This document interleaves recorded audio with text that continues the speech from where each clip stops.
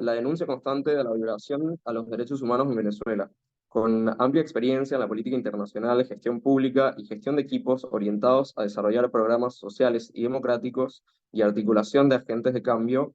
Hoy Lisa trabaja junto a su equipo en diferentes actividades a favor de la defensa de la democracia frente al peligro que implica el avance del populismo y el autoritarismo en la región, así como en directivas de distintas fundaciones. Tal es el caso de la Fundación Federalismo y Libertad, en donde se desarrolla como directora del Programa Internacional Democracia y Derechos Humanos. Sin nada más que agregar, Elisa, bienvenida y muchísimas gracias por estar acá. Gracias, Marcos. Bueno, gracias, Flor. Por supuesto, a Derechos Humanos de Ciudad y gracias a todos ustedes. Es realmente muy grato ver un grupo tan nutrido de personas y especialmente de jóvenes interesados por estos temas que definitivamente creo que son más necesarios que nunca. Y yendo ya a materia, vamos a compartir una presentación que creo que ahí ya la pueden ver.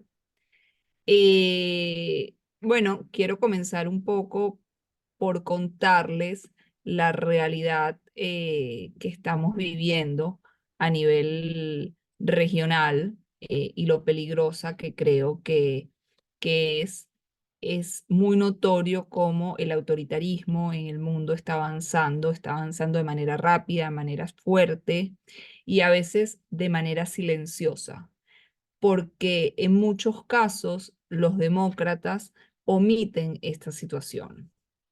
Hoy vemos una Latinoamérica que se podría decir que es como nuestro metro cuadrado, que en cuanto a democracia se refiere, por supuesto que no es lo mismo que era hace 30, 40 o 50 años.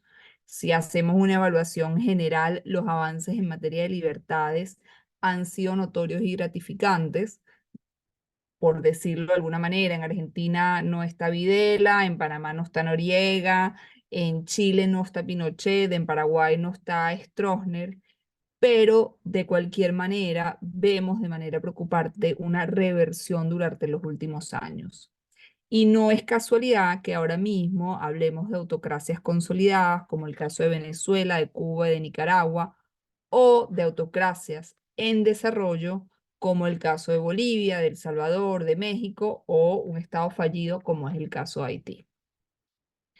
Esto no es meramente una opinión, esto está basado en datos que lo demuestran y el más reciente, que es un estudio en el que a mí me gusta mucho basarme, que es el índice de democracia de la unidad de inteligencia de The Economist, fue publicado, el que mide la situación democrática del mundo del año 2003, fue publicado hace al menos hace pocos días y lo que vemos es que al menos ha habido una reducción. Solo el 8% de la población mundial vive actualmente en una democracia plena.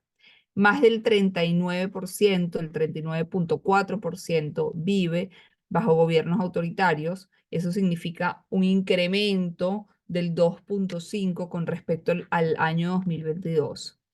Y en términos de lo que tiene que ver con nuestra región, con América Latina y el Caribe, por octavo año consecutivo vemos cómo el índice de la democracia viene cayendo en esta parte del mundo.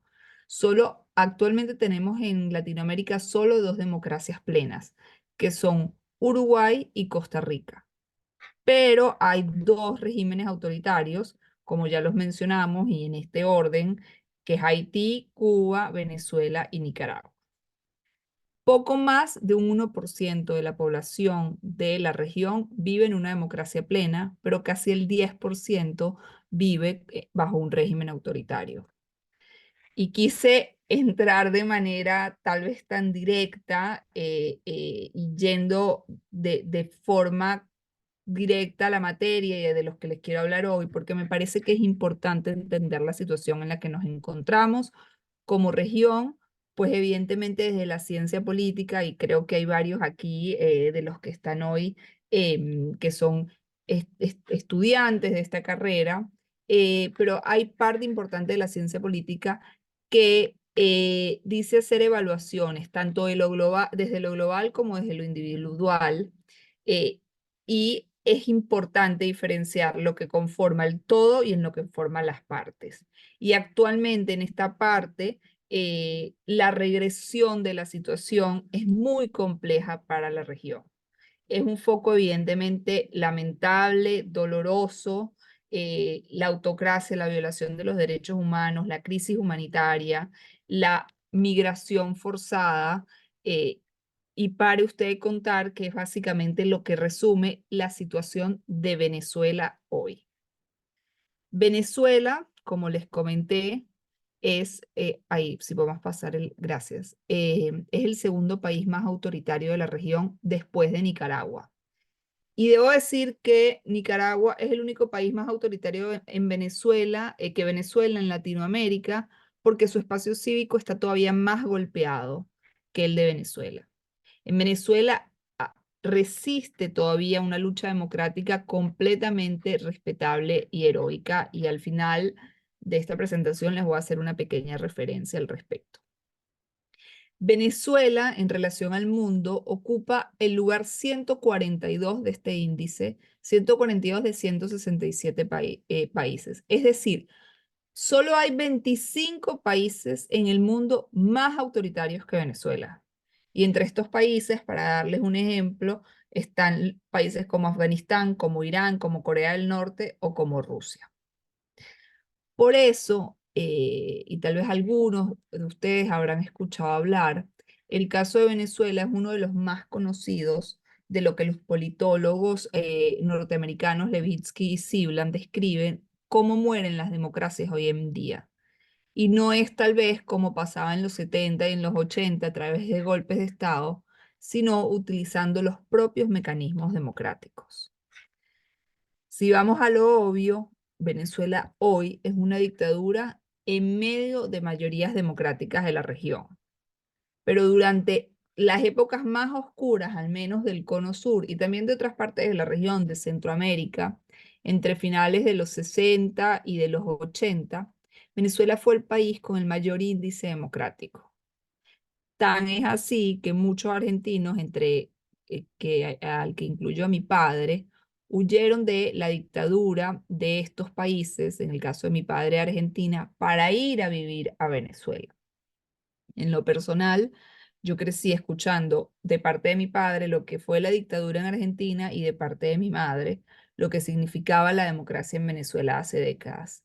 Y hoy, bueno, estoy aquí con ustedes tocada justamente por todo lo contrario, para contarles sobre la dictadura de Venezuela viviendo en Argentina, que es un país en democracia. Y llegar a este lamentable momento de Venezuela fue producto no de un autoritarismo eh, eh, populista como el de Hugo Chávez, que devino en una dictadura criminal como la de Nicolás Maduro.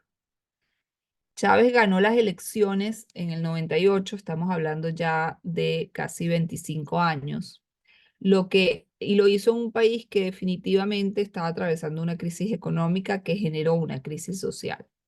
Sin embargo, para el 99, que es cuando finalmente Chávez asume el poder, Venezuela era una democracia incuestionable.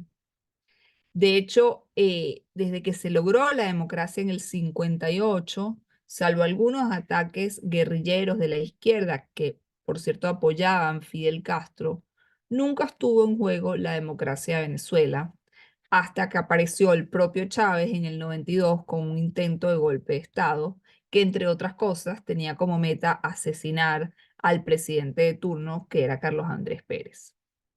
Así como intentó llegar al poder Chávez por la fuerza en el 92, gobernó por la fuerza una vez que lo consiguió a partir del 99. Su intención, sin duda alguna, fue socavar la democracia desde adentro, quitarle valor al voto, hacer de todos los poderes públicos, incluido el judicial, el electoral, y por supuesto atacar a sus adversarios políticos, económicos, gremiales, estudiantiles, como lo quieran llamar, lo que se les ocurra. Podríamos decir que la última elección medianamente competitiva en Venezuela fue en diciembre del año 2015, cuando las fuerzas democráticas, con una amplia y contundente mayoría, ganaron 112 de los 667 escaños o bancas en la Asamblea Nacional, que es el equivalente al Congreso en Venezuela. A partir de ahí, Maduro optó por cerrar la puerta de las elecciones reales, se dio cuenta que eso no era una posibilidad para él para mantenerse en el poder y llegamos a lo que hoy resulta, que es que en Venezuela los venezolanos pueden votar, pero no pueden elegir.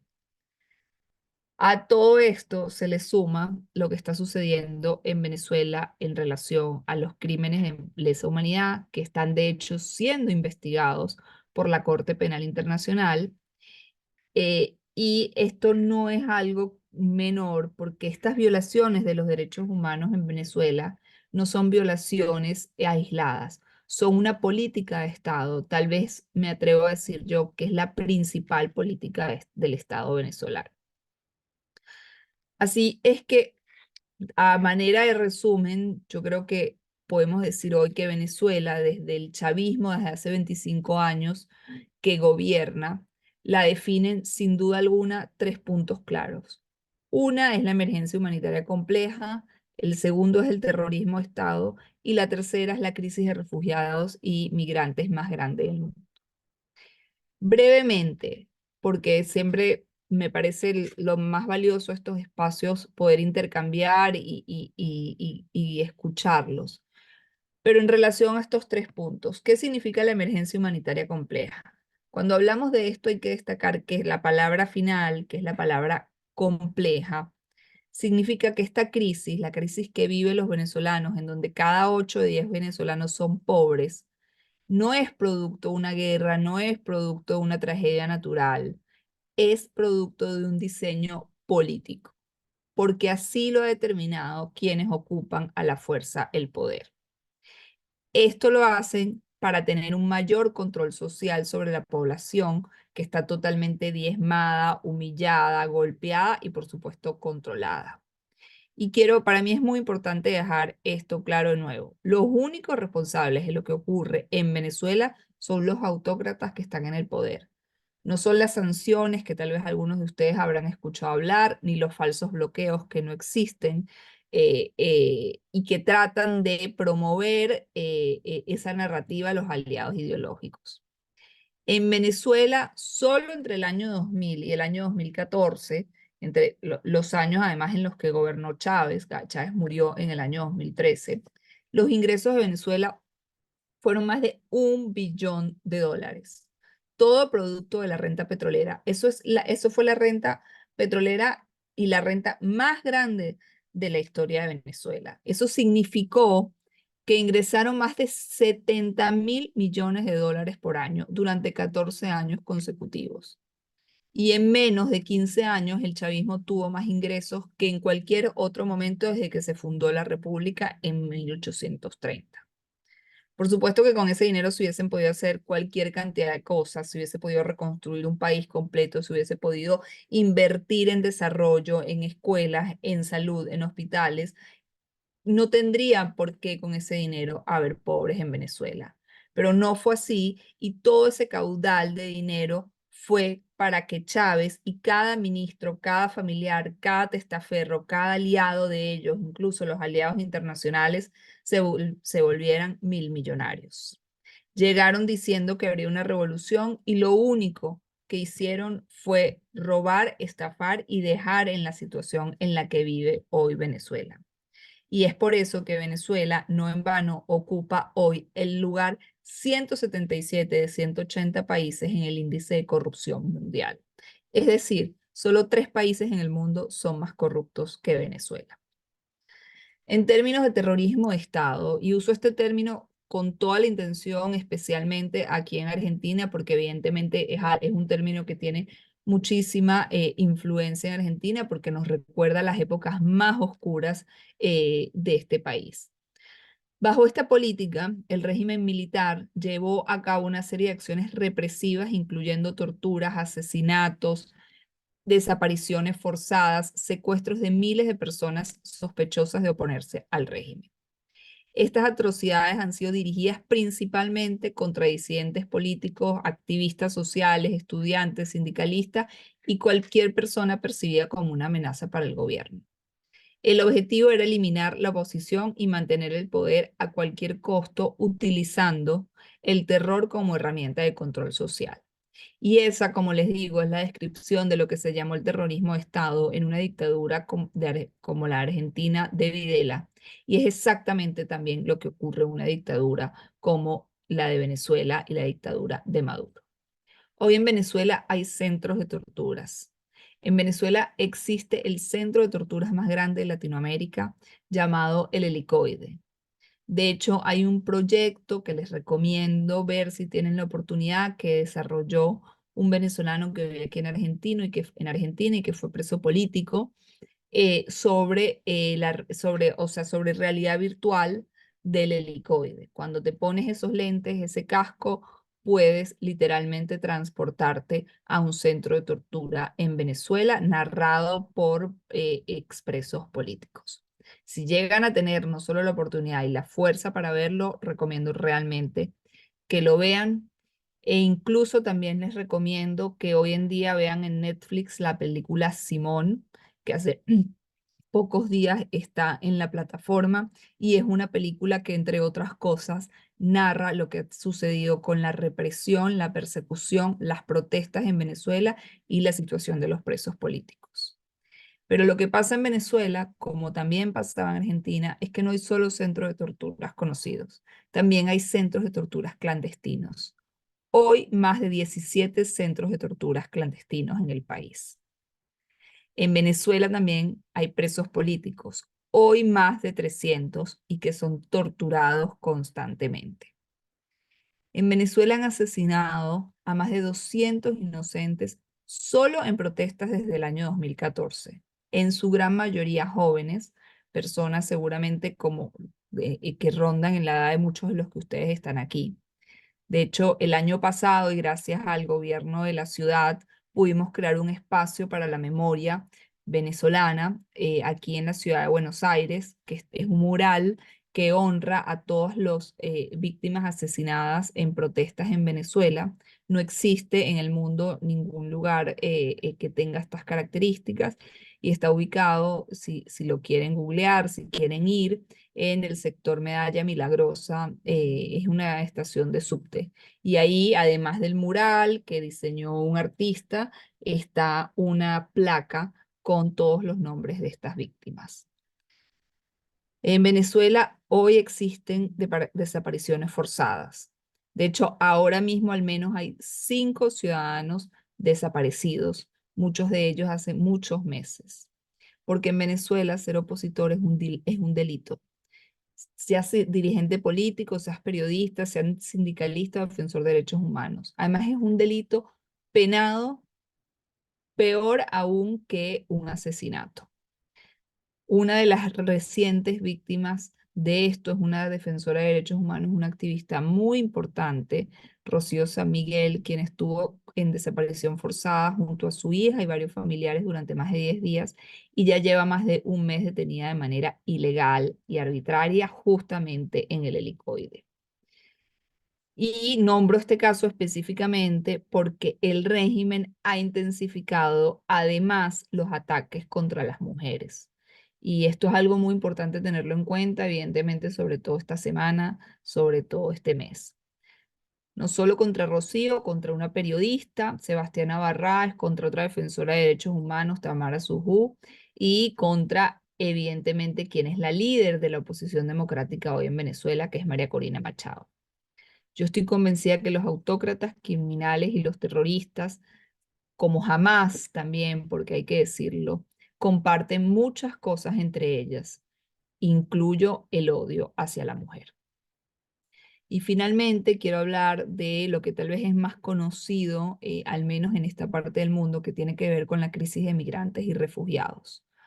Según la Plataforma de Naciones Unidas para Migrantes y Refugiados, en octubre del 2023 ya había 7.7 millones de venezolanos que emigraron del país, que tuvieron que huir.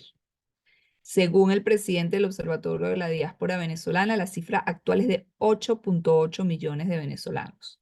Esto quiere decir el 30% de la población, o sea, un país fuera de un país. Nuestra crisis de migrantes y refugiados es la más grande del mundo. Es más grande que la de Ucrania, que la de Siria, que la de Afganistán, que son países que viven en guerra. Los venezolanos fuera de Venezuela somos más que la población total de Austria, de Suiza, el doble que la de Croacia y el triple que la población de Qatar. Siempre doy estos ejemplos para dimensionar realmente lo que significa. Y lamentablemente esto va a seguir aumentando. Si no hay un cambio político en el país, no va a haber forma de que esto pare, porque la gente huye de todo lo que les he contado antes, de un régimen criminal que asesina, que tortura, que persigue y que genera hambre y miseria como parte de su estrategia de control. De hecho, en el 2023, mes por mes, 19.000 venezolanos cruzaron la frontera de Honduras a Estados Unidos y más de 27.000 la de la selva del Darién. Tomen en cuenta estos números y calculamos que cada 3 meses la cantidad de venezolanos que cruzó el Darién podría llenar, por ejemplo, un estadio de fútbol como el de El Monumental de River. Y muchos de estos venezolanos además viven aquí en Argentina. Hoy en día más de 250.000 venezolanos hacen vida en Argentina y estoy segura que a cualquiera que le pregunten sobre la situación probablemente les va a narrar exactamente lo mismo que les estoy contando.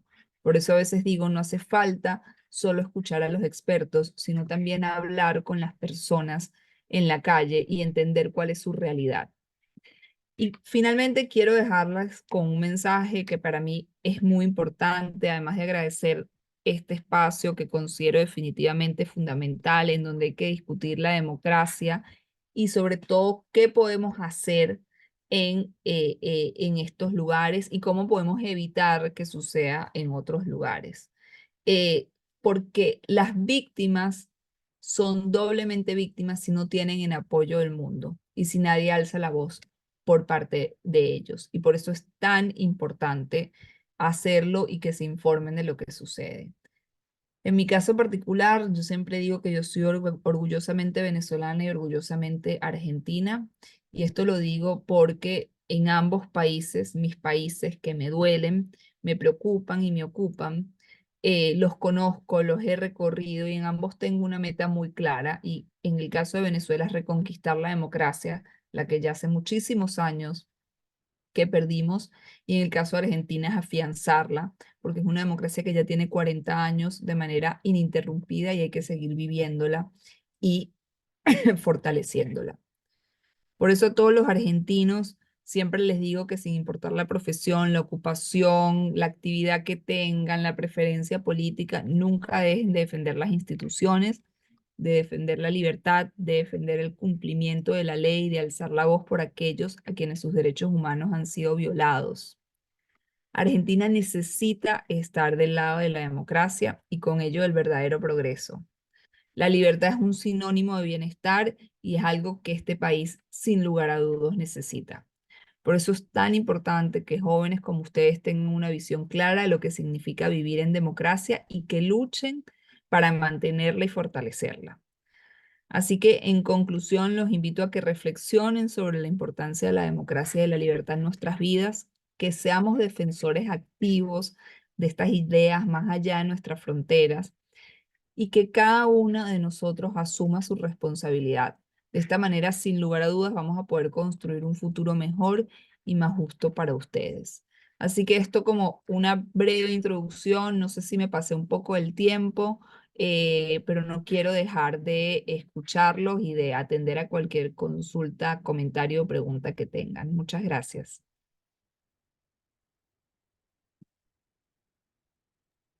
Muy bien, nada, de antemano muchísimas gracias, Eli. La verdad que escucharte siempre es un placer, porque nada, todos acá desde la subsecretaría conocemos de tu trabajo y estamos muy, bueno, yo personalmente estoy muy orgulloso tipo, de tu representación, tanto argentina como venezolana.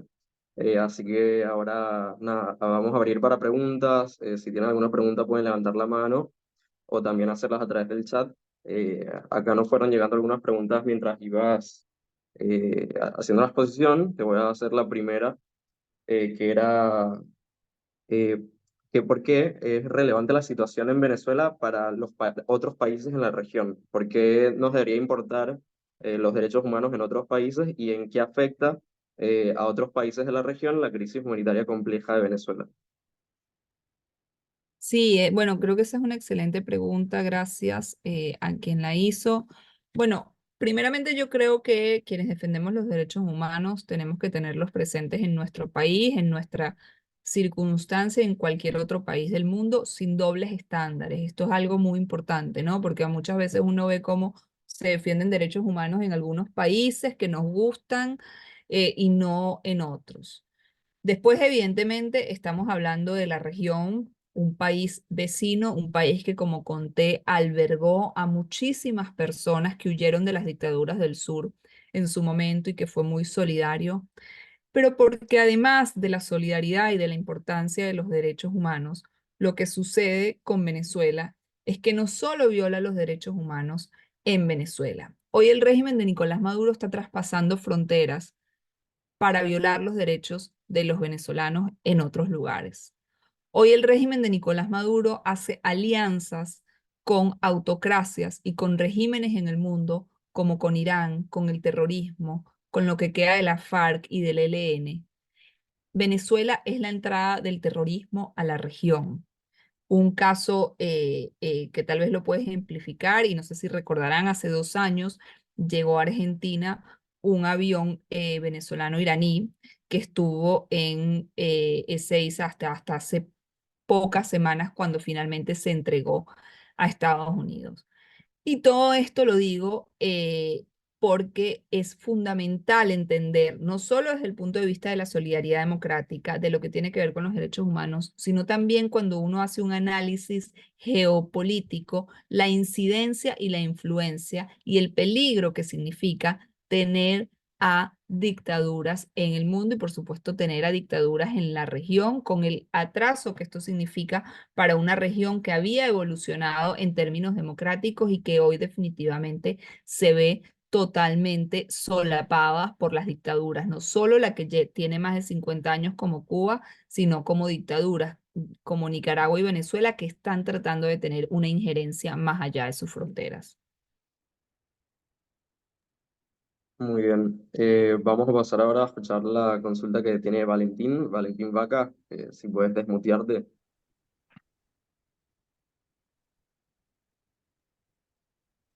Ahí está. Bueno, buenas tardes a todos. Buenas tardes, Elisa, particularmente también. Tengo, la verdad, sería como una pregunta y se encadena otra. La primera es, ¿cuál crees que fue el fenómeno o los motivos que propiciaron la llegada de Chávez al poder mediante las elecciones democráticas? Y luego de eso, ¿cómo podríamos hacer, ya que mencionaste que una de tus metas es la restauración de la democracia en Venezuela, y creo que es la de la mayoría de las personas, ¿cómo se puede hacer para evitar o sortear las inhabilitaciones del TSJ, como la que hicieron recientemente con María Corina? Bueno, con tu primera pregunta es importante entender, cuando Chávez llegó al poder en Venezuela, como comenté, vivíamos una democracia plena, pero sin embargo había un desgaste muy importante, un desgaste social, un desgaste económico, y yo creo que por sobre todas las cosas, después de haber vivido 40 años en democracia, se daban por sentadas algunas cosas.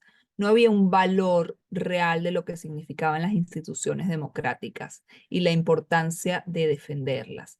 Y desde mi punto de vista, ese fue un gran error que cometimos los venezolanos, cuando pensamos que todas las cosas que nos pasaron no nos iban a pasar y que nosotros no íbamos a ser víctimas de lo que sucede con los regímenes autoritarios. Evidentemente, las élites no entendieron el peligro que significaba Chávez y muchas de las élites lo apoyaron y se fue generando, como les dije, esta cadena en donde el propio Chávez, de manera muy audaz, utilizó las propias herramientas democráticas para ir profundizando todo el poder en una misma persona. Después, en relación a las inhabilitaciones, y les cuento un poco tal vez para los que no estén enterados, este año, hoy se anunció, hoy específicamente, pocos minutos antes de que comenzáramos en esta charla, las elecciones presidenciales en Venezuela que tienen que suceder este año. nos están debiendo unas elecciones que son las del 2018, y hoy anunciaron que el 28 de julio van a haber elecciones presidenciales. Por supuesto, como les dije antes, en Venezuela se vota, pero no se elige. Por supuesto, estamos solicitando que haya elecciones realmente libres y transparentes. Algunas de las cosas que tienen que suceder para que eso pase es que se abra el Registro Nacional Electoral, es decir, todos los nuevos votantes, incluyendo los 8 millones de venezolanos que están fuera de Venezuela, puedan votar, que haya observación internacional y que, entre otras cosas, los candidatos, en este caso en específico, la candidata electa por más de 3 millones de venezolanos en una elección primaria de la oposición, que es María Corina Machado, pueda presentarse porque hoy en día está inhabilitada o proscripta por el Tribunal Supremo de Justicia, que por supuesto es un brazo ejecutor de la dictadura. Para esto, ¿qué necesitamos, Valentín? Necesitamos presión interna y externa. Es la única manera en la que todos, seamos venezolanos o no, podemos colaborar. En Venezuela, a pesar de la represión, a pesar del miedo constante que el régimen intenta infundir, los venezolanos siguen siendo muy valientes. Como les dije, el 23 de octubre casi 3 millones de venezolanos salieron a votar en una elección primaria planificada por la oposición, con lo que eso significa. Y para eso también necesitamos el apoyo del mundo. Para eso necesitamos la presión internacional. Para eso necesitamos que los países y todos los demócratas exijan que en Venezuela haya elecciones. No es una ruta fácil, nadie dijo que la iba a hacer, no la ha sido a lo largo de todos estos años. No es una ruta probablemente con un solo camino, porque se van abriendo o más bien cerrando caminos a medida que la vamos transitando y todos los días tiene que haber una posibilidad nueva, pero es una ruta definitivamente necesaria y es la única que existe. Muy concretamente, nuestro pedido para Venezuela es que haya elecciones libres y esto es importante dejarlo en claro, porque muchas veces de manera tendenciosa escuchamos a personas que lo que terminan son siendo propagandistas del régimen venezolano diciendo que nosotros estamos pidiendo una intervención, que estamos pidiendo un golpe de Estado, que estamos pidiendo irrumpir con el hilo constitucional y lo único que nosotros estamos pidiendo en Venezuela son unas elecciones libres y transparentes.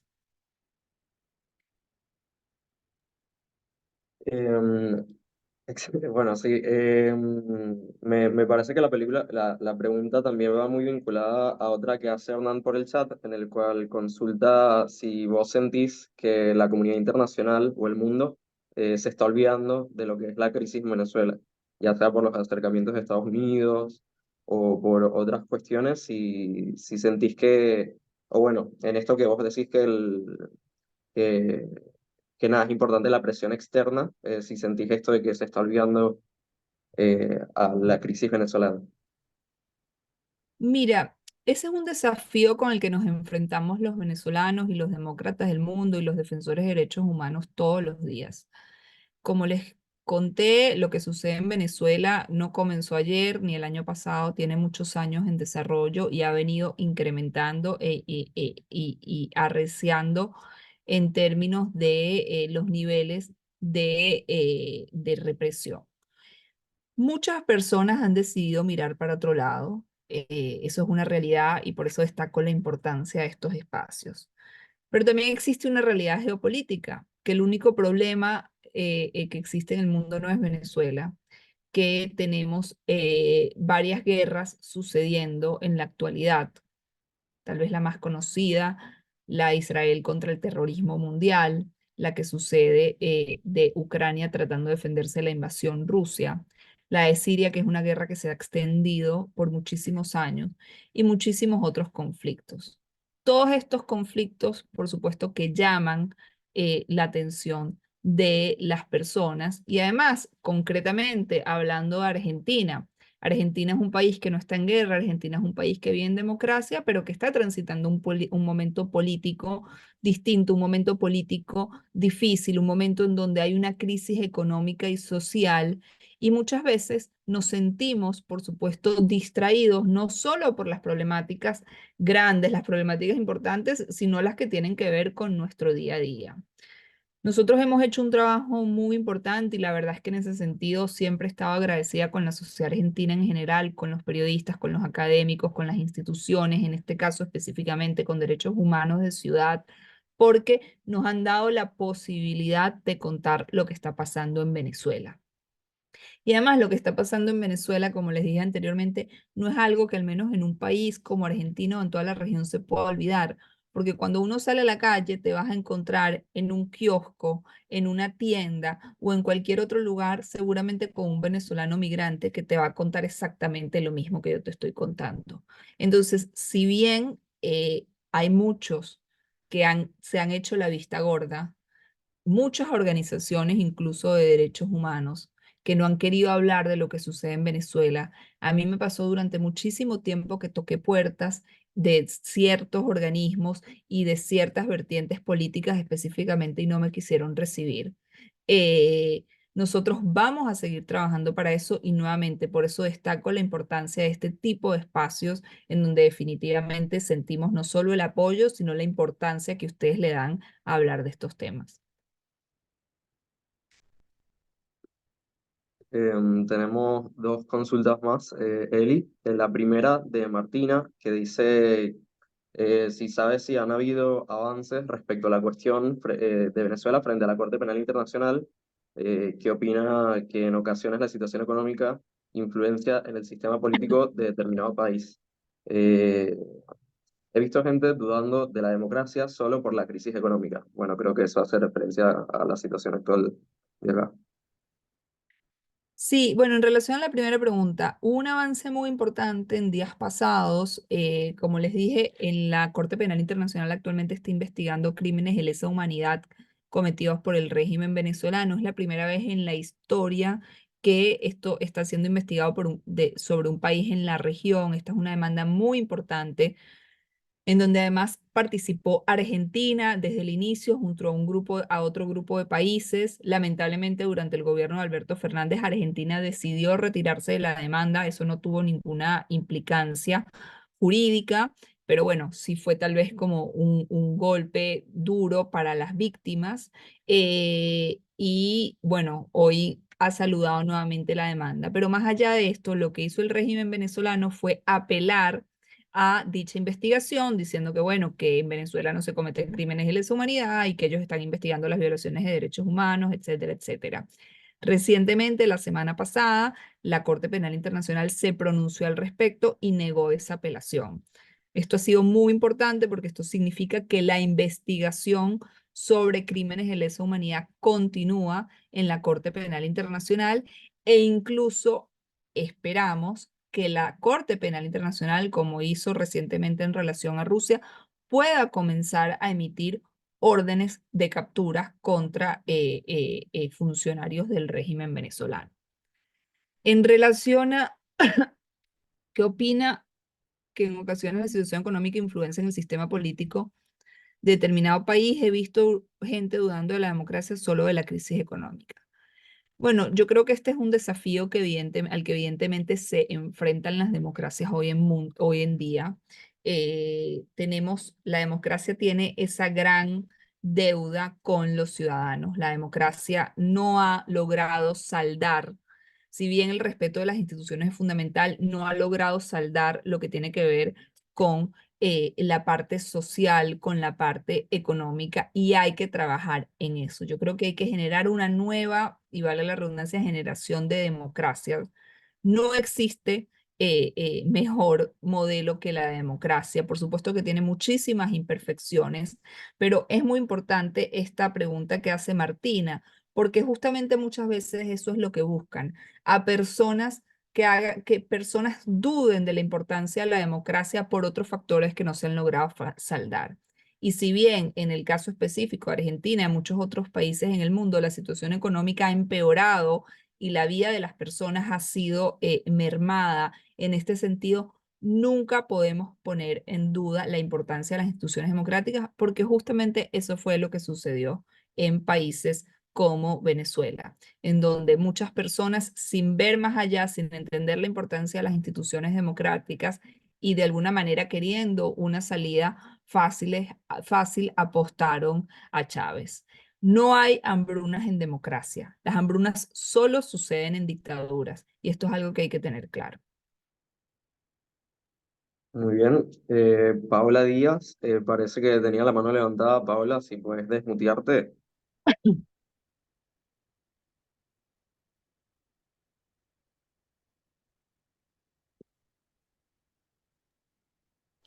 Hola, ¿me escuchas? Sí, Sí. Marco, ¿Elisa? sí, sí. Ah, Elisa, buenas tardes. Bueno, un gusto. Elisa, eh, más que una pregunta sería una persuasión personal que tendrías como venezolana y argentina a través de, bueno, de la democracia que se vive en Argentina. Pero, ¿qué comparación podrías hacer o qué no pensás o qué respuesta me podrías dar eh, si ves que nosotros, por más democracia que tengamos, también nos fuimos un poco presos y estamos siendo un poco presos, no es una pregunta a nivel de política, sino de persuasión general. En lo que es seguridad, en lo que es economía, en lo que es también, por más que tengamos los derechos humanos eh, bastante abiertos en Argentina, pero ¿no crees que también hemos sido durante años bastante presos desde la salud, desde la economía, educación? Sí, Paola, muy buena reflexión. Mira, yo creo que en general yo lo que te puedo decir es que en Argentina hay instituciones muchísimo más sólidas de las que había en Venezuela en el 98. Y esto en parte tiene que ver también por la historia propia de Argentina y el valor que se le da a la democracia. Sin embargo, cuando uno mira a otro lado, la corrupción es muy peligrosa. Es muy peligroso cuando hay dirigentes que coquetean con autócratas. Es muy peligroso ver cómo hay personas que niegan la importancia de las instituciones.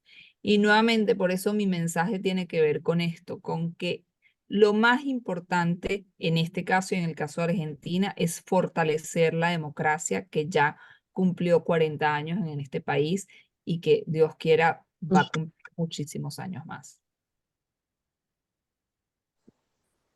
Muy, Muchas gracias. muy bien. Hacemos. Ok.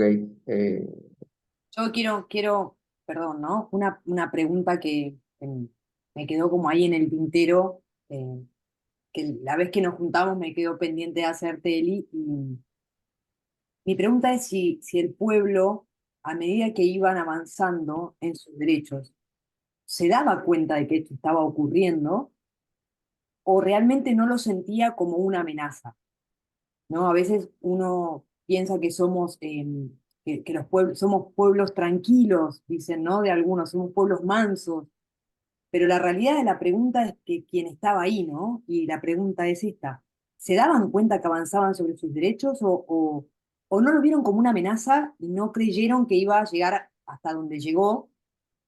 Y es una alerta eso también, para todos los demás, tu respuesta.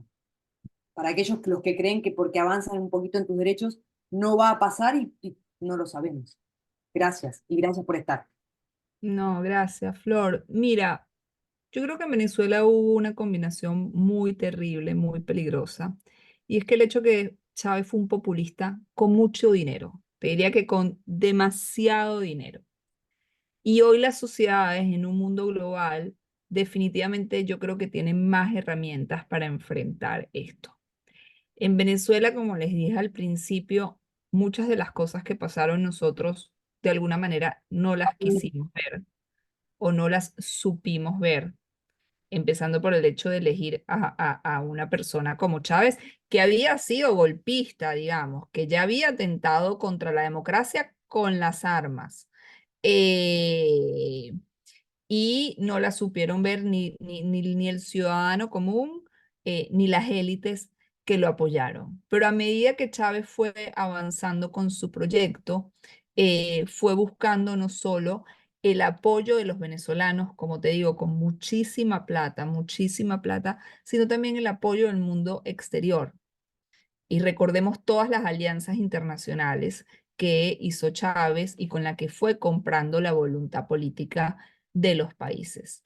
Eh, Fue algo terrible. Se cometieron, por supuesto, también, y perdón, aquí quiero volver cuando hablo de las alianzas internacionales, uno de los más emblemáticos y que ocurrió aquí en Argentina, no sé si se acuerdan todos de la famosa valija de Antonini Wilson, de la maleta con $800.000, que era un detalle, ¿no? De la cantidad de plata que recorría, la plata venezolana por la que se paseaban por toda la región. Y ahí nuevamente quiero hacer también un mea culpa, que creo que es siempre importante, y tener, cuando uno habla de cuidar las instituciones, evidentemente es fundamental. Se cometieron traspiés también por parte de la oposición, no se midieron necesariamente algunas de las consecuencias. Y desde mi punto de vista personal, uno de los grandes errores que se han cometido no solo por parte de los venezolanos, sino de la comunidad internacional, ha sido tal vez no medir realmente las consecuencias que puede tener una dictadura consolidada en la base de las armas, del narcotráfico y de las alianzas con el terrorismo internacional. No es una dictadura que pueda sencillamente terminarse con el deseo de la población internamente a que se termine. Entonces son muchísimas cosas que están en juego y que tenemos, que hoy en día la vemos en retrospectiva, y ha habido una madurez además de la ciudadanía, de la clase política, en donde vemos nuevamente que están dispuestos a todo. Lo que está sucediendo actualmente en términos de represión en Venezuela es algo que en lo personal nunca pensé que podríamos vivir. Es algo que en lo personal le tememos mucho, porque las cosas hay que decirlas como son, en donde tememos constantemente por nuestras familias, en donde tememos constantemente por nuestros amigos, porque no sabemos puede ser la próxima persona presa, la próxima persona torturada, la próxima persona desaparecida o la próxima persona asesinada. Pero en lo que más allá de eso hay muchísimas personas, miles y millones de personas que desde sus lugares siguen dando la batalla, siguen convencidos que la única posibilidad es buscar un cambio político en Venezuela, y este cambio político es lo que va a lograr que en Venezuela cesen las violaciones a los derechos humanos, cese la crisis humanitaria compleja y cese la terrible crisis de migrantes y refugiados, que entre otras cosas está afectando también muchísimos otros países de la región. Bueno, Eli, quedaron ahí dos preguntas, pero estamos un toque corto de tiempo. Si quieres, luego te las hago llegar para si quieres responderlas. Entiendo también que estás ahí con tus hijos, entonces te vamos a liberar por hoy. Te agradecemos de parte de la dirección y de la subsecretaría. Y bueno, nada, muchísimas gracias. Y ahora vamos a pasar a nuestra segunda invitada de hoy, Bueno, que, bueno, perdón que no quiero dejar, Marcos, de agradecer nuevamente, y además de saludar a la segunda invitada de lujo que tienen, a alguien a quien admiro y aprecio muchísimo, porque además es una gran referente en los temas sobre los que le va a hablar, pero además para nosotros es una gran referente y que siempre ha apoyado la búsqueda por la democracia y la libertad en Venezuela. Así que Silvia, te mando un beso y gracias nuevamente Marco, Flor y a todos ustedes, más que a disposición para lo que consideren. Otro para vos, Celi. Un beso muy grande. Muchas gracias. Muy bien. Bueno, nuestra segunda invitada es Silvia López Nato, es licenciada en Ciencia Política por la Universidad de Buenos Aires.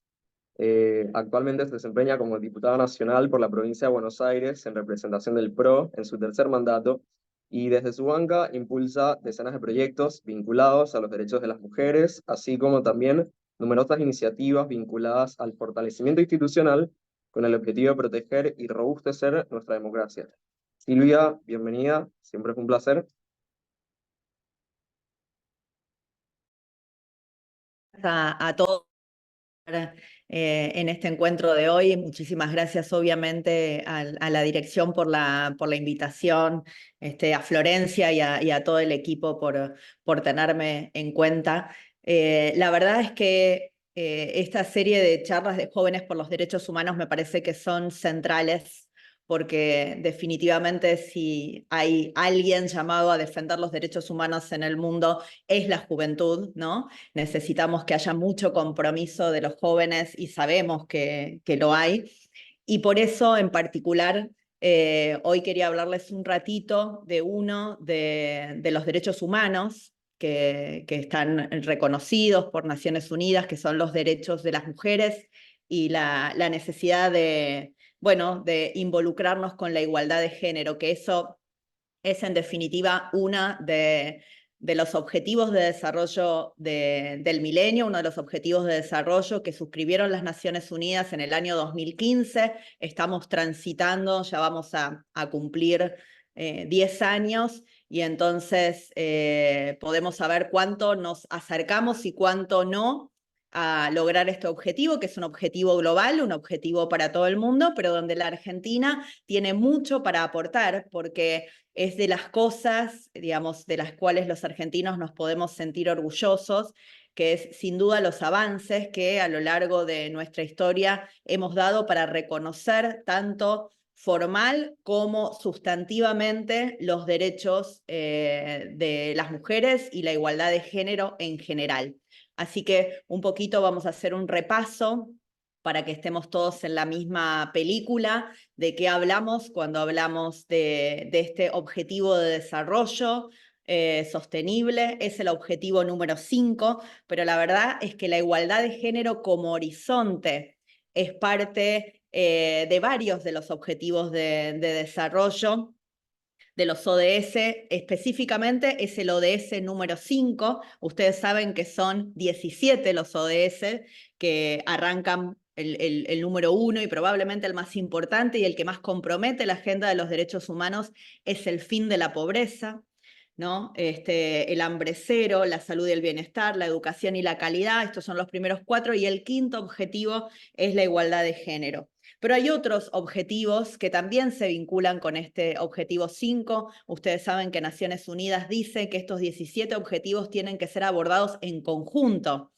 Y es el objetivo número 10, que es el de reducir las desigualdades, el objetivo número 16, que es el de paz, justicia e instituciones sólidas, y el objetivo número 17, que es el de las alianzas que es necesario promover para que todos estos objetivos se puedan alcanzar, porque nosotros sabemos que no alcanza ni con que los organismos internacionales los promuevan, y muchas veces tampoco con que los estados o el sector público los promuevan, sino hay un compromiso también de las organizaciones de la sociedad civil y de los ciudadanos en general para ir alcanzando cada uno de estos objetivos.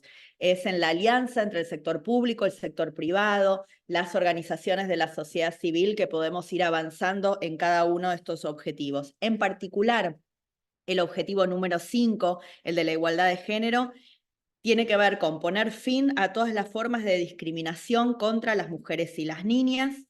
Y esto no es solamente, digamos, entendido como un derecho humano básico en los papeles, sino que tiene que ver con que este objetivo se entiende necesario para poder promover el crecimiento económico y el desarrollo a nivel mundial. Y me parece que este es un punto clave sobre el que vamos a volver después. Cuando nosotros hablamos de una agenda de los derechos humanos es porque queremos mejorar el bienestar de las personas. La vida de las personas tiene que ser mejores, y trabajar en igualdad de género ayuda y va a ayudar al crecimiento de la economía mundial. Sabemos que todavía en materia de igualdad de género hay una enorme distancia entre las distintas regiones del mundo. Nosotros vemos con asombro y nos cuesta entender cómo hay lugares en el mundo donde, por ejemplo, las niñas no pueden estudiar, donde les está prohibida la educación. Y esto, que es algo que sucede en la actualidad en Afganistán, desde desde que Afganistán perdió, digamos, la vigencia de los valores de la democracia y están gobernados por un régimen teocrático que ha avanzado en contra de todos los derechos de igualdad que existían hace unos años, porque uno puede pensar que esto nunca existió, pero la verdad es que hace 4 o 5 décadas las mujeres en Afganistán gozaban de un montón de derechos que ahora han perdido, y hasta hace muy poquitos, hasta hace apenas 2 años, las niñas en Afganistán podían ir a la escuela y las mujeres en Afganistán podían ir a la universidad, y esto está completamente prohibido. Y digo Afganistán, pero sabemos que hay muchos otros países, muchos de ellos vinculados al Islam y a la religión musulmana, que lamentablemente consideran a la mujer en una condición o no le reconocen una condición de igualdad respecto de los hombres, por ejemplo, para el goce de estos derechos y otros más básicos, poder decidir sobre el futuro de sus vidas.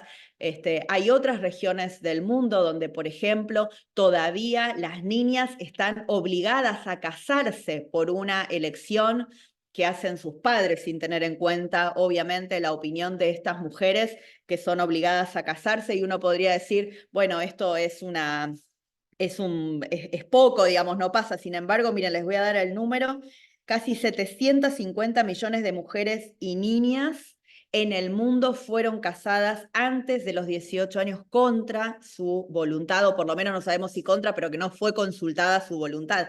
Esto sucede en el mundo, aunque a nosotros nos parezca una realidad absolutamente alejada de la nuestra. Por eso la igualdad tiene que ver con esto, ¿no? Evitar, trabajar para erradicar todas las formas de violencia sexual, de explotación de las mujeres, trabajar para que se vaya desarmando esta división sexual del trabajo que hace que las mujeres y varones nos incorporemos de manera distinta al mercado laboral, y en general las mujeres con menores derechos o con menor remuneración, algo que vamos a ver después. Fomentar una mayor participación de las mujeres en las tomas de decisiones.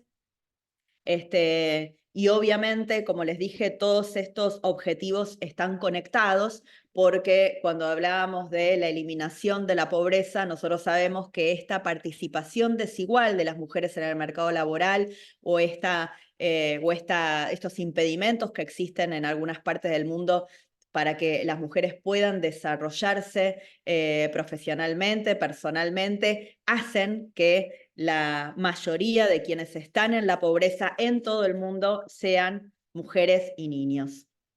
Nosotros en nuestro país tenemos, por suerte, una constitución que a partir del año 1994 incorporó a los derechos de las mujeres en el texto constitucional. Esto es algo que muchas veces se pierde en los debates. ¿Por qué hablamos de igualdad de género como una manda constitucional? Porque eso fueron lo que dijeron nuestros constituyentes en el año 1994 y lo incorporaron en el artículo 37 de la Constitución Nacional.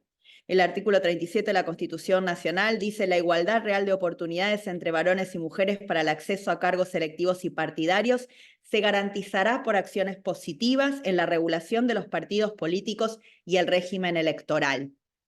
Ustedes saben que nosotros hace muy poquitos años, en el año 2016, aprobamos una ley de paridad en la representación, en el acceso a los cargos públicos selectivos.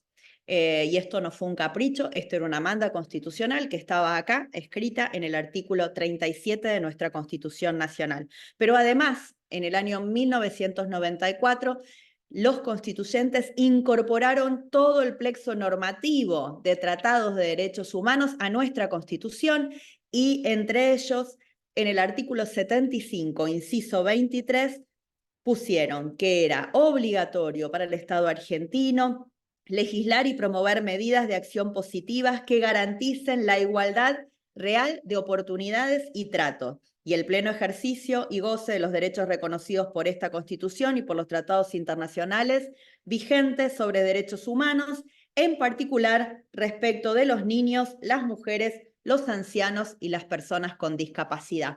Y es bueno entonces que repasemos esto, porque no es un tema menor que esta sea para nosotros una obligación constitucional. Esto no es selectivo. Nosotros nos regimos por una constitución que ha decidido pedirnos a los legisladores que legislemos para reducir la desigualdad y para asegurar no solamente la igualdad formal, sino, como dicen, medidas de acción positiva para la igualdad de oportunidades y de trato.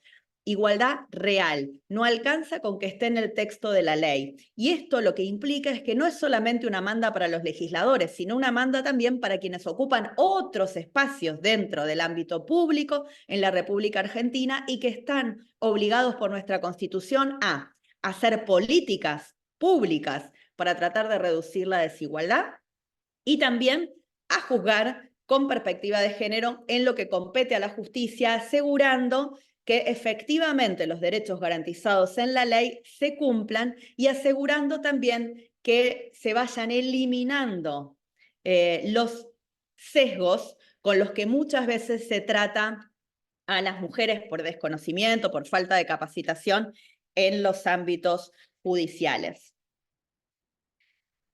No sé si ya hicieron un repaso, digamos, de los tratados internacionales de derechos humanos con jerarquía constitucional, tal vez lo han visto en alguna de las otras clases o lo vean, pero dentro de los tratados internacionales, además de la Declaración Americana de los Derechos, de los Derechos y Deberes del Hombre, la Declaración Universal de los Derechos Humanos, que ustedes saben que tiene un artículo 1 que es maravilloso, a mí siempre me gusta recordarlo, porque yo digo, si todos los días nosotros recordáramos lo que dice esta declaración, creo que tomaríamos decisiones en el ámbito público mucho más informadas, ¿no? Dice que todas las personas, varones, mujeres, nacemos iguales en dignidad y derechos, ¿no? Esta igualdad que nos reconocen los tratados internacionales luego tiene que ser garantizada por la legislación y garantizada por políticas públicas que efectivamente hagan que se cumplan. Pero en particular, el tratado número 8, que está incorporado a nuestra Constitución y que tiene jerarquía supralegal, es la Convención sobre la Eliminación de todas las formas de discriminación contra la mujer, conocida como CEDAW. Este es el marco general sobre el que nosotros, los legisladores, pero los argentinos en general, tenemos que movernos. La CEDAW se suscribió, se aprobó en Naciones Unidas el 18 de diciembre de 1979 y la Argentina la ratificó por ley 23.179 el 17 de julio de 1980. Pero el paso más importante fue en 1994. Este año se celebra de estos aniversarios redondos, ¿no? En el 2024 de la reforma de nuestra Constitución Nacional, donde los argentinos decidimos constitucionalizar este tratado y por ende darle esta jerarquía máxima dentro de nuestro plexo normativo a la lucha para erradicar la violencia contra las mujeres. Ahora quisiera hacer un pequeño repaso de cuál es el marco normativo legal que intenta en la Argentina garantizar esta igualdad de oportunidades y igualdad de trato. Por supuesto que cuando uno hace esto hace un recorte y seguramente aquí me olvida alguna ley y ustedes podrán agregar algunas leyes más, pero para que tengamos un panorama general uno podría decir que una de las leyes señeras en este sentido es en 1985 la Ley de Patria Potestad Compartida, la Ley 23.264. Hasta este momento las mujeres tenían derechos disminuidos respecto de los padres sobre sus hijos, sobre sus propios hijos. Así que esta ley de 1985, ni bien recuperamos la democracia en la Argentina, inicia este proceso de reconocimiento paulatino. Primero hay que reconocer la desigualdad, después hay que comprometerse para poder resolverla y finalmente sale la ley y su aplicación, ¿no? Este es un proceso que muchas veces lleva años. Como decía, en el año 1985 está la ratificación de la CEDAW. En el año 1987 tenemos la ley 23.515, que es la ley de divorcio vincular. En el año 1991 tenemos la primera ley de cupo de toda América Latina, que la sancionamos nosotros en la Argentina, y a partir de la sanción de esta ley en la Argentina, muchos otros países, casi todos, todos los países de la región y muchísimos países del mundo fueron incorporando sus leyes de cupo. Nosotros no fuimos de los primeros países en tener la ley de voto femenino, pero sí tuvimos la primera ley que garantizaba la representación de las mujeres en el Congreso Nacional. En el año 1994, como dije, al reformarse la Constitución, se incorporó el artículo 37, del que ya les hablé primero, el artículo 75, inciso 23, y la constitucionalización de la CEDAW. Después tenemos en el año 2002 la Ley de Salud Sexual y Procreación Responsable, la 25.675, una ley que fue muy importante para que las mujeres tuvieran la posibilidad, por ejemplo, de decidir una ligadura de trompa, si esa era su decisión, ¿no? Todavía hay algunos efectores de salud que parece que no se enteran de que esa es una decisión de las propias mujeres si desean acceder a ese tipo de método anticonceptivo, como al resto de los métodos anticonceptivos. Luego, en el año 2004, se aprobó la ley de parto humanizado. Saben que dentro de las formas de la violencia, y muchas formas de la violencia están descritas en nuestra ley de erradicación de todas las formas de violencia contra las mujeres, la violencia obstétrica es una de las formas de violencia que todavía más se denuncia. Todavía hay muchas mujeres que denuncian violencia obstétrica.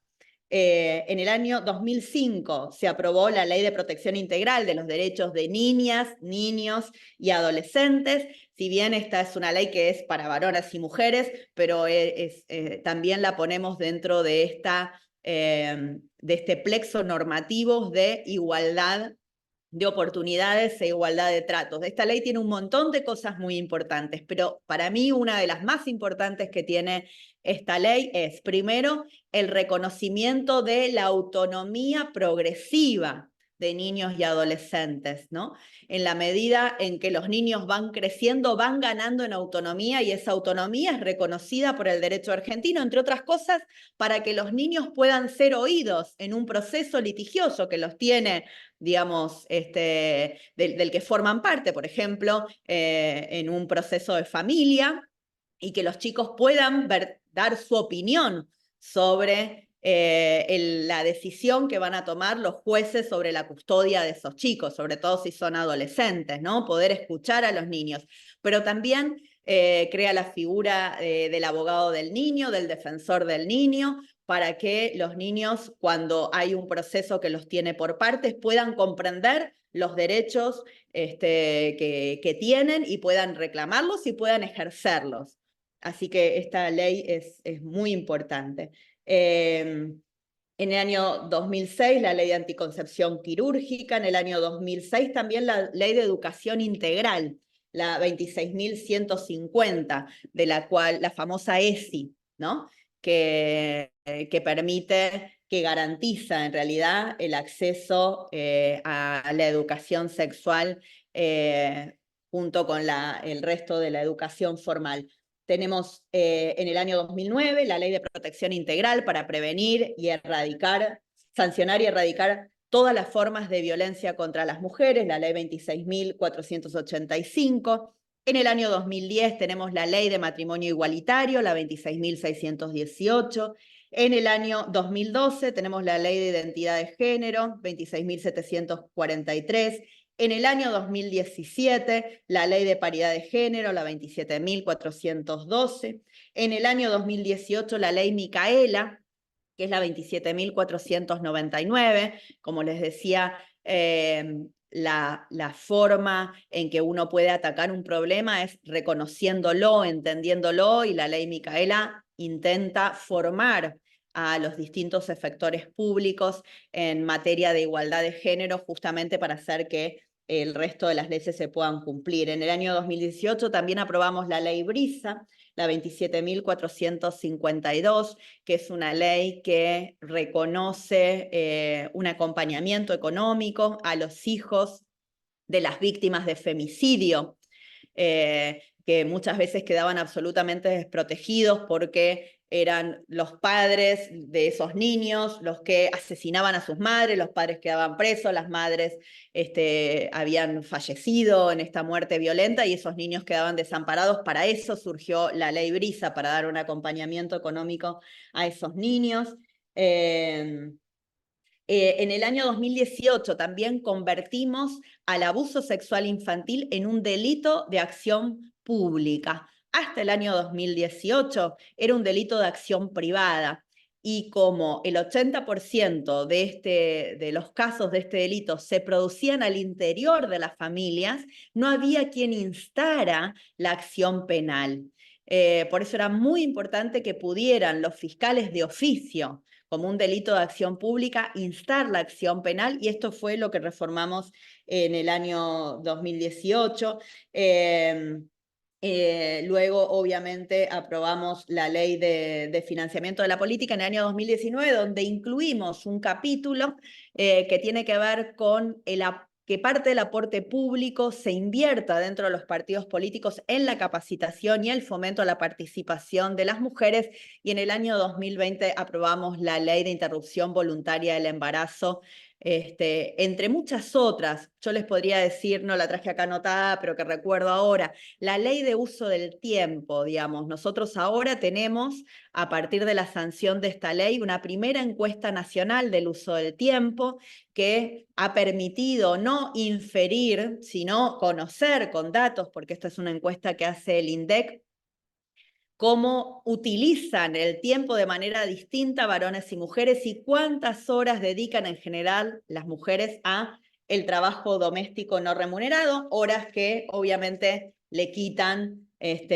a otras actividades de un trabajo que es central para la reproducción humana, para el funcionamiento de la economía, y sin embargo no tiene un reconocimiento salarial.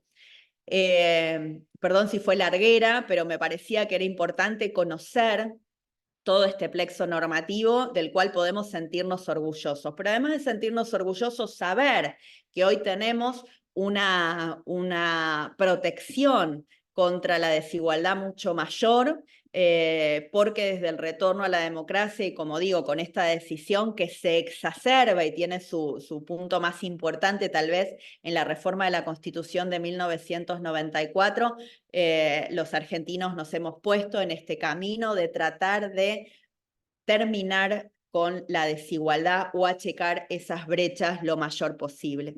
Producto de eso es que cuando la Argentina es comparada con otros países del mundo, y esto es algo que, por ejemplo, hace el Foro Económico Mundial en materia de igualdad de género, ranqueamos bastante bien. La verdad es que ranqueamos bastante bien. De hecho, tenemos la mejor calificación, por ejemplo, en el acceso a la educación, porque como nosotros sabemos, con nuestra tradición sarmentiana, y Sarmiento fue un gran promotor de la educación de las mujeres. Hay que decir que el padre de la educación pública en la Argentina además tenía una mirada muy interesante sobre la necesidad de educar a las mujeres y de reconocer a las mujeres como educadoras. Ahí tenemos esa bella historia de las maestras de Sarmiento, que no es una historia, es una realidad, de las maestras que él trae de Estados Unidos con esta idea de formar las escuelas normales en la Argentina.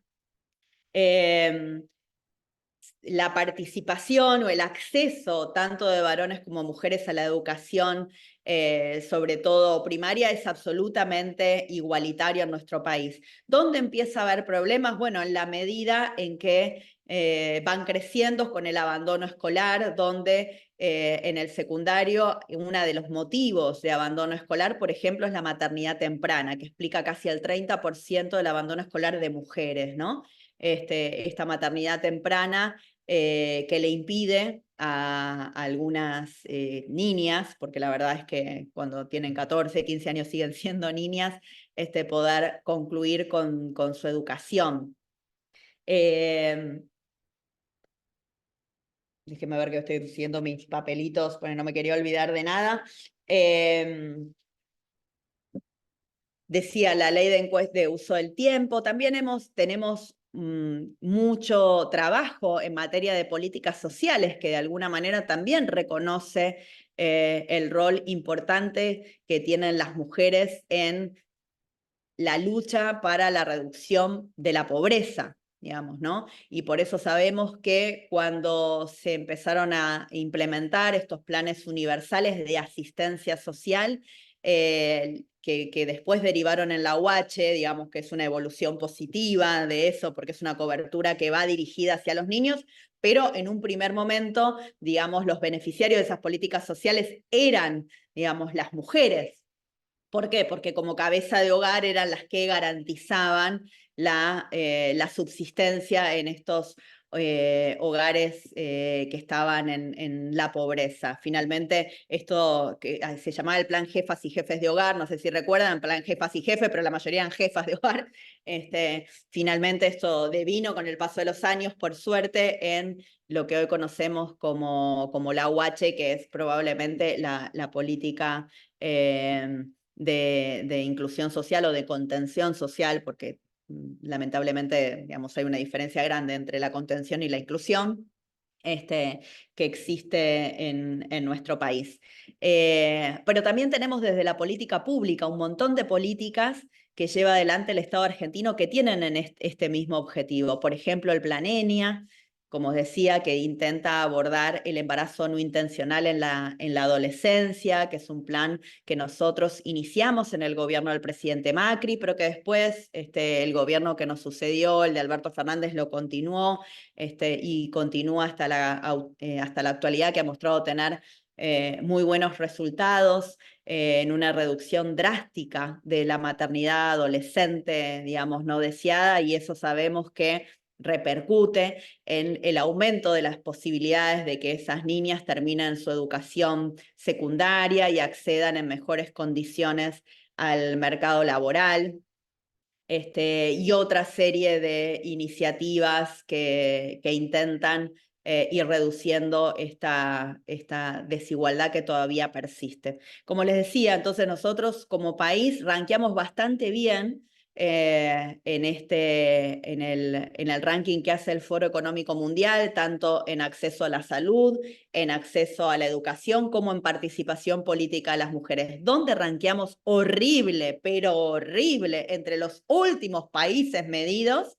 Estamos por debajo del número 100 de los 142 países que miden en la igualdad económica.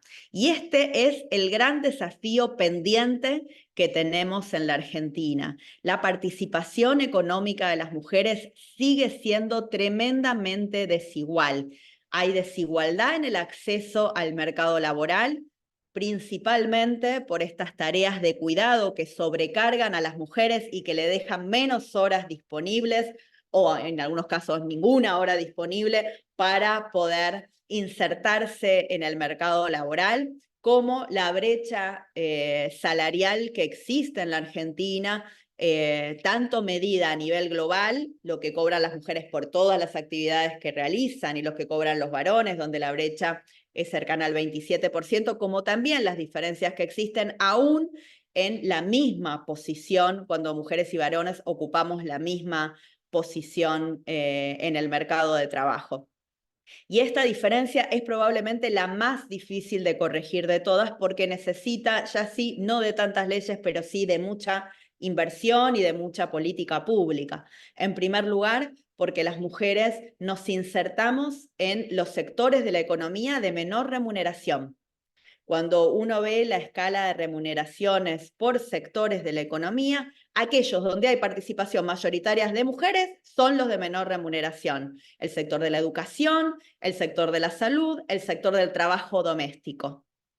Y donde las mujeres somos una gran minoría son los sectores de mayor remuneración: la ingeniería, la energía, la minería, la construcción. Esto es un problema que no se resuelve fácilmente, porque obviamente hay que fomentar vocaciones de mujeres también para ocupar otros espacios y otros lugares en el mercado laboral, pero también tenemos que reconocer que no es una simple casualidad que esos lugares donde mayoritariamente están insertas las mujeres sean los de menor remuneración, porque también hay algo sobre el reconocimiento social que se le da a determinadas actividades. Ahí hay un trabajo muy nombrado que mide, por ejemplo, el ingreso de las trabajadoras del servicio doméstico con los trabajadores de la construcción, donde la mayoría de los trabajadores de la construcción, que tienen un régimen especial, como ustedes saben, el régimen de la UOCRA, están en blanco, tienen salario de convenio, digamos, y en cambio las trabajadoras a igual nivel de formación educativa, un trabajador de la construcción probablemente esté en blanco y tenga salario de convenio, y una trabajadora del servicio doméstico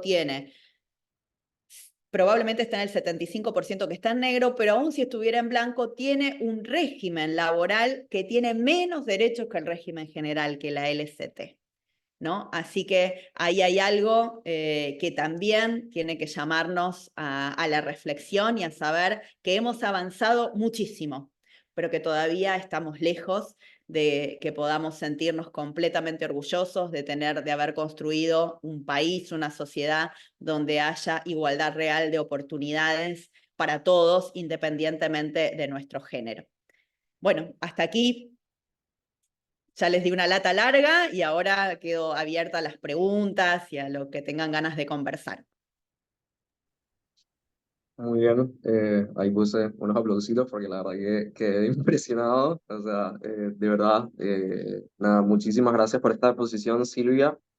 Nada, siento que se aprendió un montón acerca de muchas leyes, acerca de cuestiones de género.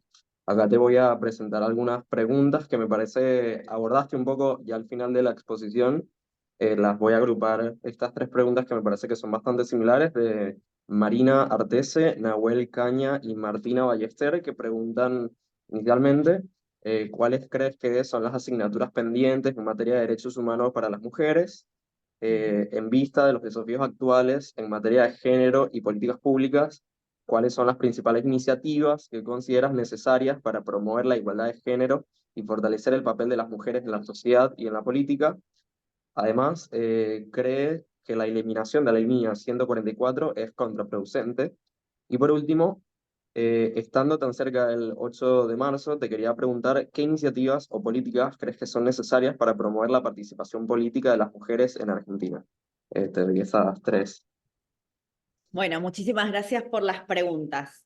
A ver cómo me ordeno. Primero, seguimos teniendo niveles altísimos de violencia de género. La tasa de femicidios, lamentablemente, en la Argentina no baja, sino que sigue subiendo.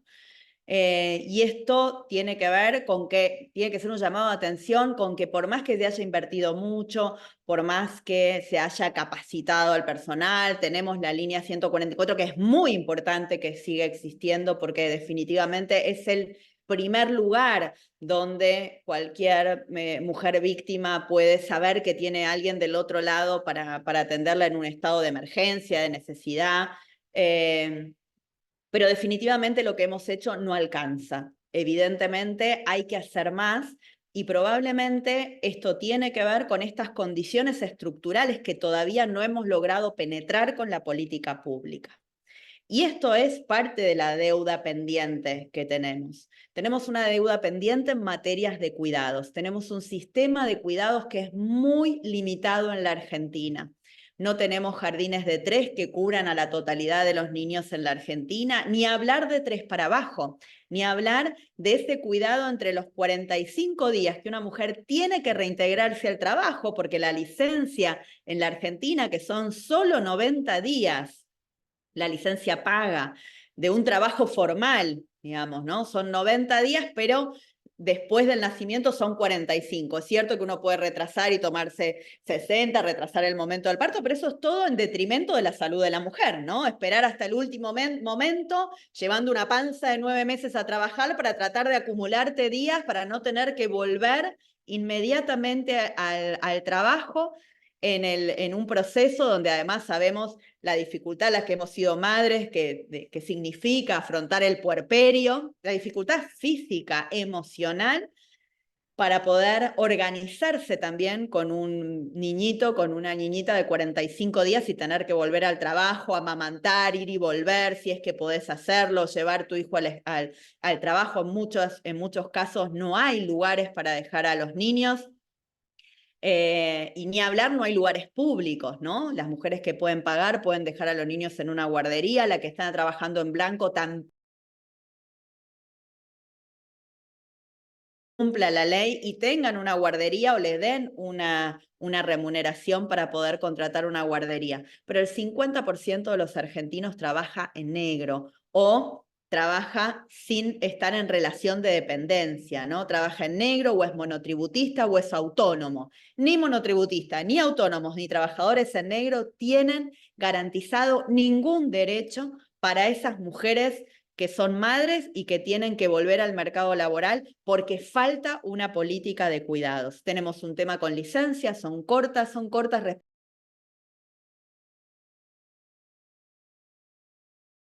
Señala la Organización Mundial de la Salud como un tiempo mínimo que es necesario que el niño pase con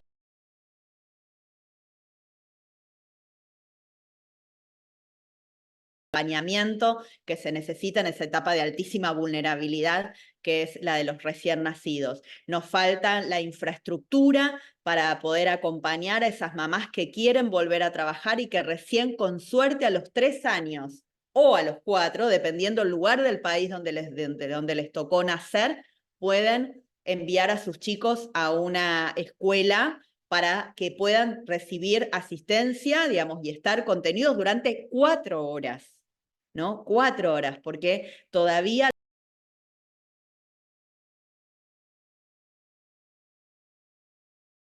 entonces, ¿cuáles son las posibilidades de una mamá de escasos recursos, que no tiene en otro lugar donde dejar a sus hijos, no puede contratar un servicio, cuando tiene que dejarlos en la escuela a los 4 años, solamente tiene contempladas 4 horas, y ni hablar si esa escuela, ese jardín queda lejos de su casa?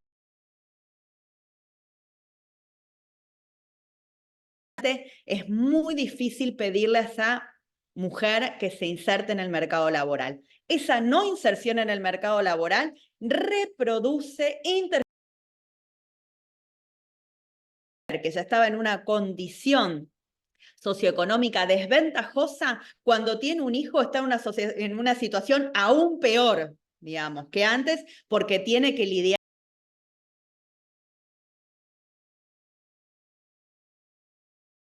nuestro país para con las mujeres. No tener un sistema público de cuidados, no tener infraestructuras de cuidados, tener licencias muy cortas y también tener licencias muy cortas para los varones. Hoy todavía en la Argentina la licencia para un papá es de 2 días, digamos, ¿no? O para la pareja de una persona gestante. Es de 2 días. Claramente, digamos, en 2 días acompañar a su hijo, hija, en ese proceso central y mucho menos a su pareja o a la persona que acaba de parir o a la familia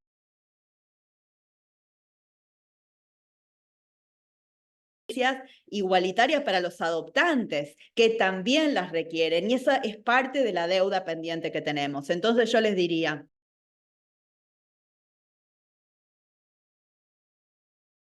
licencias coparentales más extendidas, licencias para adoptantes, para reconocer todas las formas de familia que están reconocidas en nuestro derecho civil, no están reconocidas luego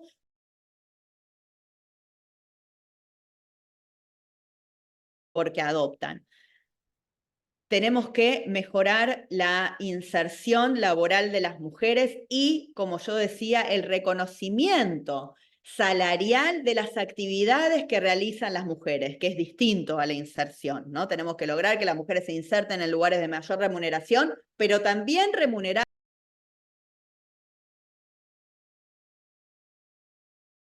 el mercado laboral. Entre otras cosas, ¿cómo se hace eso? Reconociendo y profesionalizando muchas de las actividades que realizan las mujeres. Hace algunos años, y la podría haber puesto en esta lista también, se aprobó, por ejemplo, la ley de enfermería. Había un altísimo porcentaje en ese momento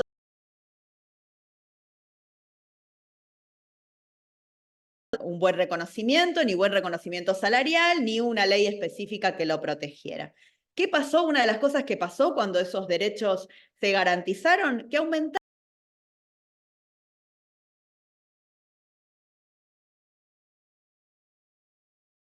Yo hace muchos años estoy peleando en la Argentina porque tengamos una ley de obstetricia. Hoy las obstétricas son auxiliares del médico. Y nosotros sabemos que hoy las obstétricas en obstetricia, que han estudiado, que tienen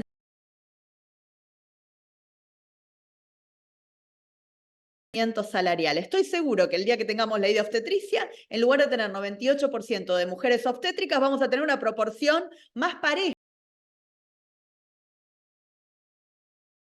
Por ende, más atractiva para que también la elijan los varones.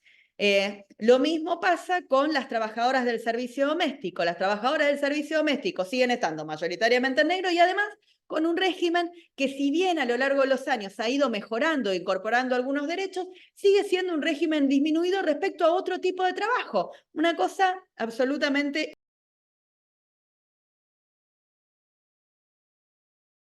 que 98%, otra ocupación que 98% desarrollan las mujeres. Así que tenemos una agenda importante por delante. Los derechos de las mujeres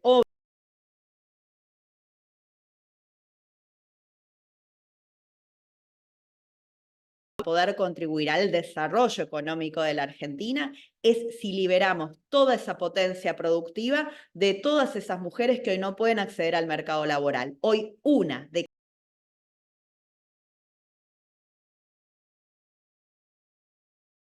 no puede insertarse en el mercado laboral.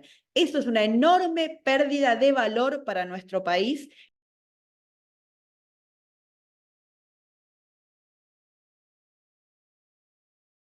Las no feministas también, de todas las personas que quieran el desarrollo de nuestro país, que es ver cómo hacemos para remover esos obstáculos que tienen las mujeres para garantizarles un mejor acceso, una mayor formalización y una mejor remuneración dentro del mercado laboral. Excelente. Silvia, acá Martina Gorta te dice, primeramente, excelente exposición y nada. Recuerdo que me llamó mucho la atención una foto del presidente actual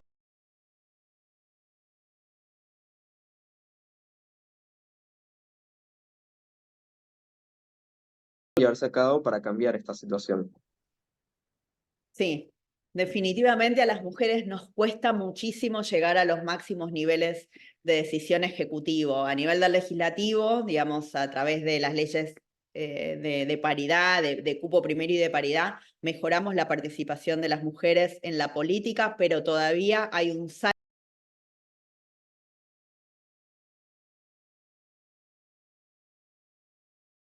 en mucho de que más mujeres se animen a hacer este recorrido, se animen a competir, a postularse. Y desde la legislación, bueno, yo te decía, hay una parte del financiamiento de los partidos que tiene que ser invertida en esta capacitación, fomento del trabajo de las mujeres al interior de los partidos. En general los partidos no lo hacen, no lo invierten. Se tiene que invertir en jóvenes políticos. Y lamentablemente los partidos no invierten ni en jóvenes ni en mujeres parte de esos aportes públicos y eso es algo que se debería corregir. Y luego creo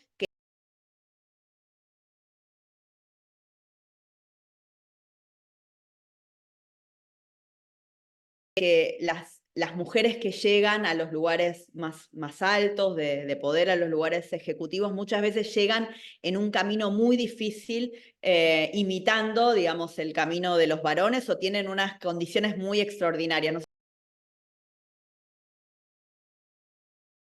Eso hay que incentivarlas, motivarlas, y cada uno de nosotros tiene algo para hacer, ¿no? Sabemos que tenemos muchas mujeres comprometidas, por ejemplo. No hay barrio que uno no recorra donde quienes organizan el comedor comunitario, quienes organizan el apoyo escolar, quienes se ocupan de ir a reclamar por un pavimento, quienes están preocupados porque las ambulancias puedan entrar al barrio, no sean grupos de mujeres que se organizan. Necesitamos que esos grupos de mujeres que se organizan, esa representatividad, después la reflejen, efectivamente se animen a participar y a ser ellas las que protagonizan. Yo creo que con el tiempo eso...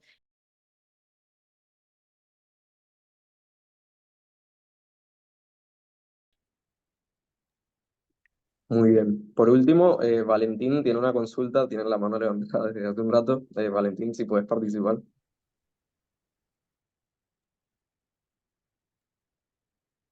Bueno,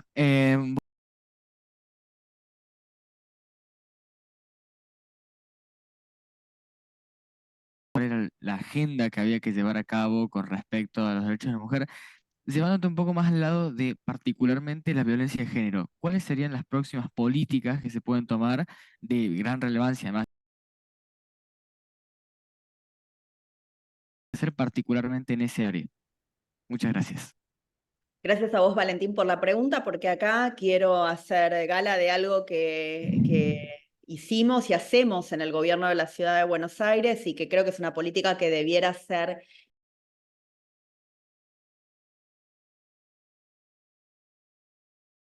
jurisdicciones que no tengan, digamos, los elementos para hacerlo, que es la utilización, mucha más utilización de la tecnología. Las tobilleras duales han probado ser una herramienta muy eficaz para evitar que...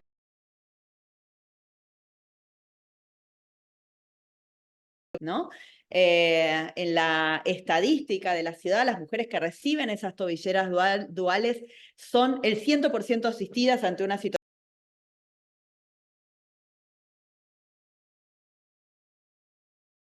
gracias a eso. Por supuesto, hay un centro de monitoreo en la ciudad que monitorea cada una de esas tobilleras, que está a las 24 horas. Yo les recomiendo, los que no conocen esto, o tal vez la propia organización les pueda traer a alguien del área de violencia, del trabajo que se hace en la ciudad, junto con la policía de la ciudad de Buenos Aires, que tiene este sistema que es realmente bueno.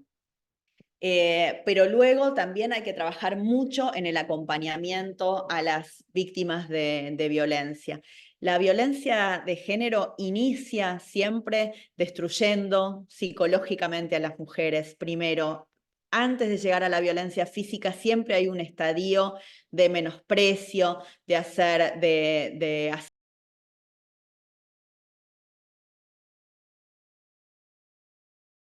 decisiones, para administrar su dinero, para elegir la forma en que quiere vivir, vestirse, digamos, cuidar a sus hijos.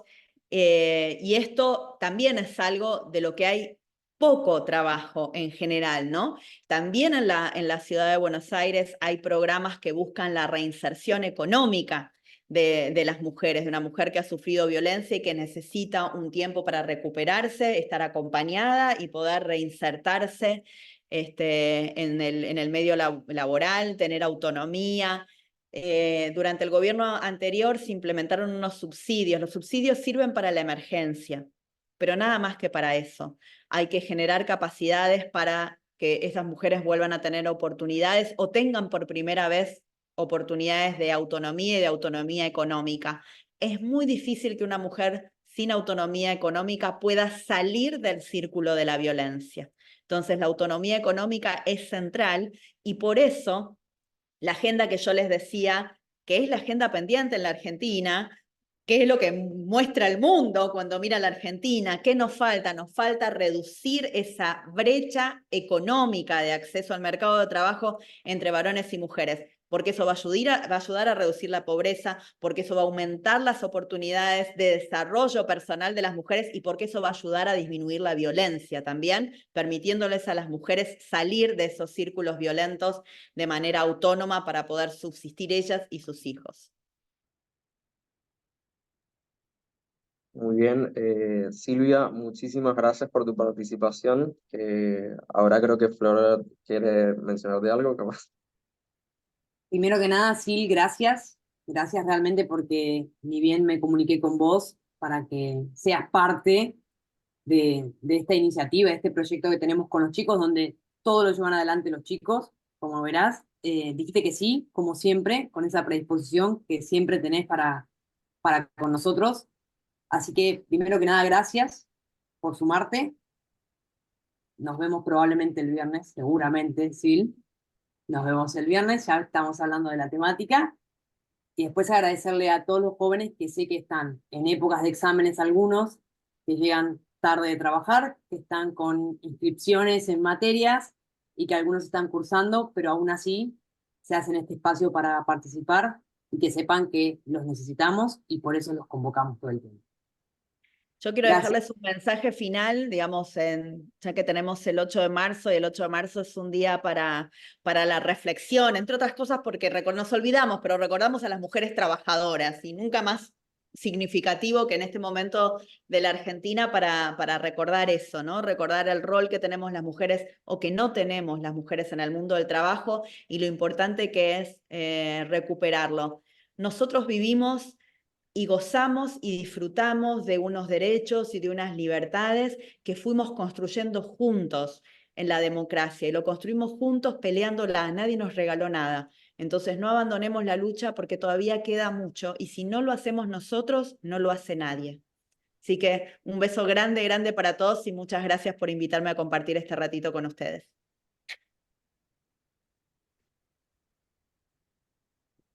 Bueno, muy bien, muchísimas gracias, Silvia. Muy buenas noches, chicos. Y nos podemos quedar a algunos los que estamos trabajando en las cuestiones de los trabajos finales. Ahora con Ley y con Lu nos vamos a dividir en espacios para hablar un poco sobre cómo venimos con los proyectos, ¿sí? Y bueno, ahora les voy a permitir que se disputen todos para que puedan participar. Lu, ¿podías hacerlo de lo de los Sí, canales? y ahí estoy cambiando la configuración. A ver, si no pasa nada en la reunión. Si pasa, Te muteé por accidente. si llega a pasar algo es porque estoy ¿Puedo tratando hacer de una cambiar. consulta mientras? Sí, obvio. Ok, sí. Porque tenemos dudas con el grupo 1 de educación. ¿Cuándo es el encuentro final en el Parque de la Memoria? Porque veíamos el cronograma, así que el martes que viene teníamos encuentro así. Y si el próximo encuentro, lo del Parque de la Memoria. Pero queríamos saber, supongo que tal vez tiene otros la misma duda, cómo es la presentación, El, se presenta antes el proyecto.